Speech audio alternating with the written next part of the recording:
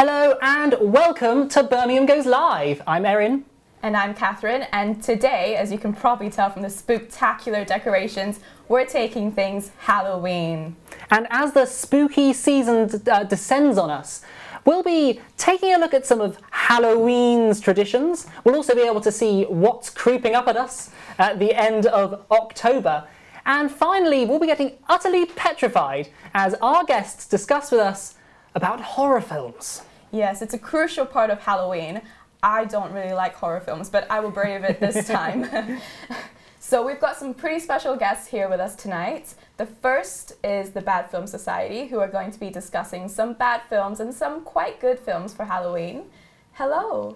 Hello. Thank you for joining us today. Thanks for having us. Cool. So tell us a bit about your society. Well, Bad Film started last year with you lot. Yeah. We watch bad films, just take the mick out of them, mess about, shout at them, heckle them, draw loads of things from the films. Throw spoons at them. Yeah, that is a thing, yeah. We couldn't do that in the cinema because they said it would damage the screen. Oh, that's surprising. Yeah. But we do it at house, just... And it does damage the screen. It does, yeah. So it's very much an event-based society. Yeah. Do you have any Halloween-themed events that are coming up soon? We don't have anything planned at the minute because we're not that put together as societies go. We're But going to watch we a will horror have film, something. though. Yeah. There are loads of bad horror films out there. You've got Rubber, which is about a killer tyre. VHS is a killer videotape, I think. And we've Troll 2, which we watched last year, which is among the worst films I've ever seen. I love Troll 2. So what makes a bad horror film? Just a normal bad film that's... Really just like cheesy and campy and... Yeah, cheesy, campy, lots of over-the-top gore and blood and explosions. Just really bad acting as well. Yeah, and there's a lot of that in horror films. It's, Even the good ones? Yeah. They say most student films are either crime or horror because they're just the cheapest and easiest to make. So you get loads of guys who've just got no money, who've got loads of ideas. No and experience. They just throw all their talent and energy into making something really stupid and crazy and terrible. So those are perhaps the more low-budget, Yeah. tacky ones, I suppose you might say. They're the most fun though. Most fun, yeah? But what is it about the best horror films? What sort of gives them that scare factor? I don't know, you see a lot of films these days doing jump scares, like the new It did that as well. But I think like classic 80s films, like it's low-key, it's just trying to freak you out and like put weird ideas in your head. Like I think It Follows, that was a recent one that's really good. It's like this concept of these guys who are walking towards you and it could be anyone. He's just walking like really slowly, but it's really weird. That sounds petrifying. The Babadook. The Babadook is a spooky one because it's really psychological. It sort of just gets in your head. Yeah. Because a jump scare just really startles you, doesn't it? And then you're like, oh. Especially when you're not paying attention. Yeah. But no, the best horror films get in your head and freak you out a lot. The slow burn. Yeah. So have you got any society events that are coming up for Halloween? This Friday watching The Happening, but that isn't a Halloween event, that's just an event that happens, a horror, that happens to be near Halloween. Ooh, good pun. The Happening is M. Night Shyamalan. You guys know him? He's famous for big twists. Although The Happening doesn't really have a twist in it, does it? It's just about killer plants, basically. Yeah. The plants release a gas that makes you kill yourself. But only if you're in a big group of people. If you're just by yourself, then you're fine. But Yeah. So it's not a great film, I won't lie. Not a great film. That's why you're watching it. But have there been any really bad films that have just been so bad you've never want to watch them ever again? Not even on Society. We watched Food Fight. We watched Food Fight as an animation, and it's the first film which is maybe too bad for Bad Film Society. It's animated, but it's animated in the most low-budget way possible. I think they've lost all their footage in like a fire or something, and then they had to remake it. It's got Charlie Sheen as the main guy, so it's got loads of big stars in it, and then it's fairly high budget, but they just lost all their footage and had to remake it really quickly. It looks as low budget as possible, and you can tell 100%. It looks like a CBeebies cartoon. CBeebies. Yeah. Doesn't sound that good. Well, thank you for joining us today, but we haven't got that much time, so we're going to move on and look at this very short video, which I think you'll enjoy. And all of you at home will also enjoy if you haven't yet decided which spooky film you'll be watching, and most importantly, screaming over this Halloween.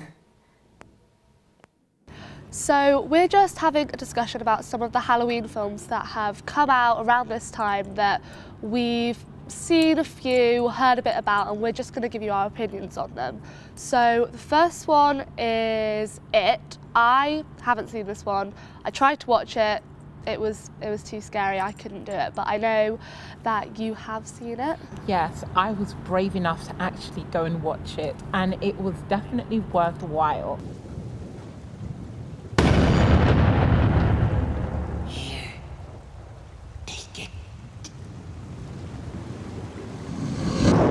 Yeah, so I think one that's a bit more my cup of tea is Happy Death Day. I don't know about you guys, but there's been so much publicity around this. I see this all the time on like my Facebook adverts and everything like that. It kind of looks like a sort of cheap version of Groundhog Day. It's about this girl and she has to figure out who killed her on her birthday. Happy Death Day. You scared me.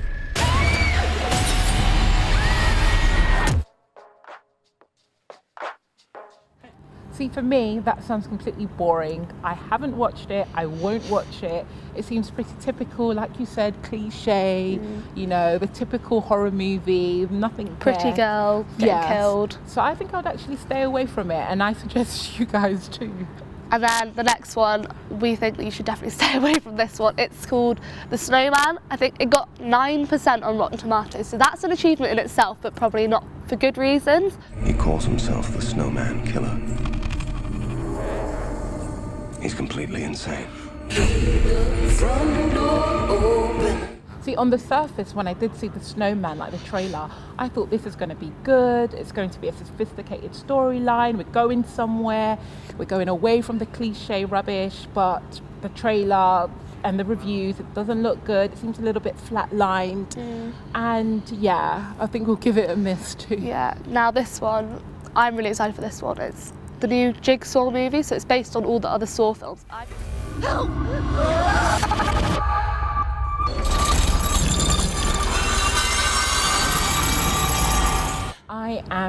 It sounds like I am an anti-horror movie person. I kind of am, but yes, Jigsaw, I'm over it. I'm over the storylines, I'm over the cliches, I'm over everything. I don't actually think that the movie is going to give me anything more than I don't already know. So it's like, is it really worth it? I don't know, well, we've got two different opinions there, but so those are our thoughts. What do you guys think? So it seems like there are a lot of great Halloween films to catch up on. I know I'm going to try to sit there for a whole hour and a half and watch one, but I don't think I'll do it. It's very brave. Yeah. But now we're moving on from creepy films to hauntingly beautiful music, as we welcome music artist Katie McNamara to the studio. Thanks for coming along. Hello. That's all right, thank you for having me. So I hear that you are going to play guitar and you sing.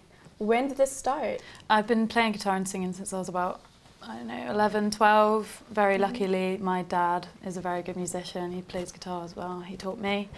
I was in a couple of bands when I was like growing up, like in secondary school, and then eventually just started doing my own thing, acoustic guitar and singing. Played a couple gigs, but I've sort of laid off it the last couple of years, but getting back on it now. Yeah. So would you say it's sort of ran in the DNA because it was your father that inspired you in yeah, a way? It's definitely in the family blood, you know. My uncle and my grandpa, they're all big musicians, and luckily I had my dad to teach me guitar. He taught me everything I know. Yeah. So apart from your dad, do you have any other musical inspirations? Yeah, I was a big fan of Ed Sheeran when he was sort of starting up on SoundCloud and stuff, and then now obviously he's the massive superstar that we now know, but he was a big inspiration for me in the sort of acoustic singer-songwritery genre. That's perfect. I mean, what will you be performing for us this evening? Because we're very lucky to have a live performance from you this evening. Yeah, I'll be doing Thriller, Michael Jackson. Perfect. Can you do the moonwalk? I could give it a go. So while we set up and wait for you to perform, we're going to show the audience a very special sneak preview. Or actually, I think it's the highlights from last year, because we've got a very special event coming up. It's our biggest live event that the Gill TV film. It's Explosion.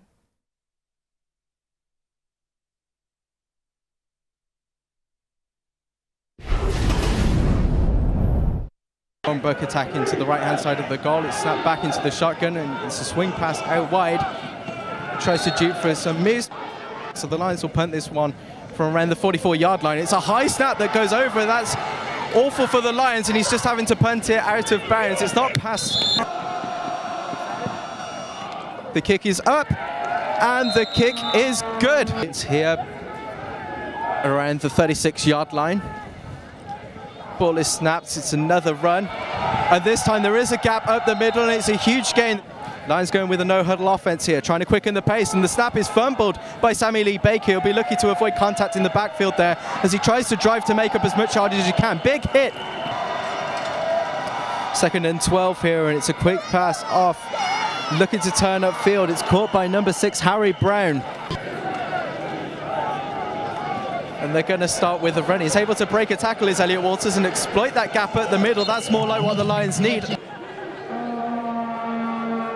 It's another design quarterback run as he tosses it out with that lateral there. Down the sideline is Elliot Walters, and he looks to have picked up a first down there. If the Birminghams don't get there now, it would be terribly damaging. But if they do, the onslaught could begin.